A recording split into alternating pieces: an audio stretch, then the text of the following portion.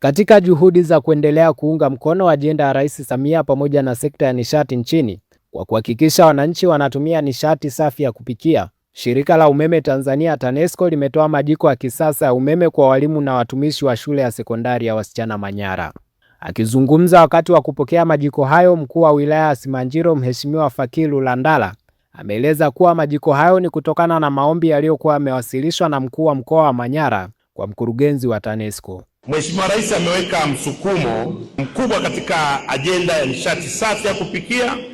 Katika kuendelea kuunga mkono agenda hiyo ya Mheshimiwa Rais, mkuu wa mkoa wa Manyara aliwasilisha maombi kwa mkurugenzi mkuu wa TANESCO ndugu Lazaro Twange, ambaye ndiye kinara wa ujenzi wa shule hii, ya kupatiwa majiko ya kisasa yanayotumia umeme mdogo sana kwa ajili ya kuwagawia walimu na watumishi wa shule hii, ambao bila kusita mkurugenzi huyo ameweza kumkabidhi mkuu wa mkoa majiko hayo ili yatolewe kwa walimu na watumishi wa shule hii kama motisha kwao kweli. Kwa upande wake, mkuu wa shule ya wasichana Manyara, Mwalimu Gisela Msofe, ameishukuru TANESCO kwa msaada huo. Nishukuru shirika la TANESCO linaloongozwa na Mheshimiwa Lazaro Twange, ambaye pia alikuwa mkuu wa wilaya ya Babati kwa kipindi hicho wakati shule inaanza. Kwa usimamizi wake mahiri, shule ilijengwa vizuri kwa kusimamiwa, lakini pia alisaidia kuboresha miundombinu hasa ya umeme. Shirika kama shirika limetoa huduma ya umeme kwa majengo yote ya bilioni 4 milioni 400 bila changamoto ya aina yoyote. Lakini pia kwa kupitia shirika la TANESCO tumefaidi